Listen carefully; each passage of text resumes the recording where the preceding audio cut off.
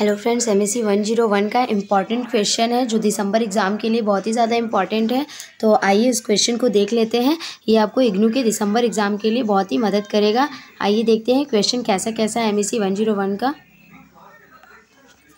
MSc 101 का important question में सबसे पहला क्वेश्चन क्या है। सबसे पहला है, उपभोक्ता संतुलन से आप क्या समझते हैं? उन शर्तों का उल्लेख कीजिए जिन्हें उपभोक्ता के संतुलन के लिए आवश्यक रूप से संतुष्ट किया जाना है। दूसरा क्वेश्चन क्या है? दूसरा क्वेश्चन है, उपयुक्त आरेख की सहायता से उत्पादन और खपत सेटिंग्स में सामान्य संतुलन की अवधारणा की व्याख्या करें। तीसरा क्या है? तीसरा है, सामान्य संतुलन सेटिंग में वस्तु की कीमतों और कारकों की कीमतों के बीच क्या संबंध है। उसके बाद चौथा है, जोखिम से बचने की परिभाषा दीजिए। आगे देखते हैं। नेक्स्ट में क्या पूछा, सामाजिक कल्याण कार्य से आप क्या समझते हैं? क्षतिपूर्ति मानदंड का समालोचनात्मक मूल्यांकन करें। फिर है कॉप डगलस प्रोडक्शन फंक्शन लगभग हमेशा हर एग्जाम में पूछता है, तो इसे आप अच्छे से देख लीजिएगा। कॉप डगलस प्रोडक्शन फंक्शन और CES प्रोडक्शन फंक्शन के गुणों की चर्चा करें। फिर स्कैटलबर्ग भी बहुत इंपॉर्टेंट है, इसे आप देख लीजिएगा।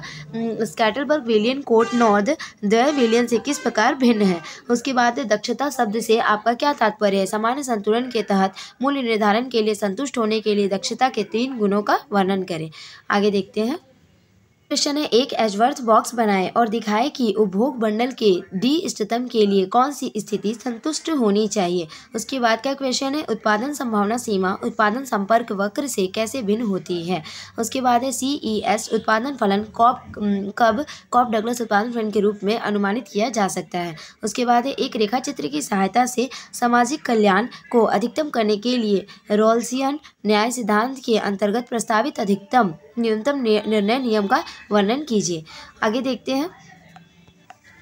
आगे का क्वेश्चन है, व्यय न्यूनीकरण समस्या के अंतर्गत उपभोक्ता संतुलन को व्युत्पन्न कीजिए या व्यय फलन के गुण बताइए। उसके बाद है, अल्पाधिकार बाजार संरचना के कॉर्टनट समाधान के संबंध में जो प्रतिक्रिया कार्यों की अवधारणा की व्याख्या करना है।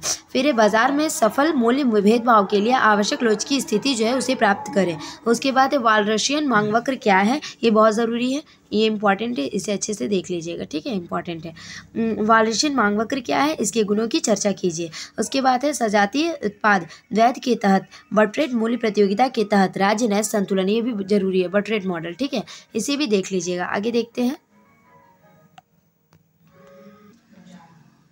उसके बाद का क्वेश्चन है, अतिरिक्त क्षमता क्या है और यह एकाधिकार प्रतियोगिता के मॉडल से कैसे संबंधित है। उसके बाद है, इक्विटी दक्षता व्यापार बंद की व्याख्या करें।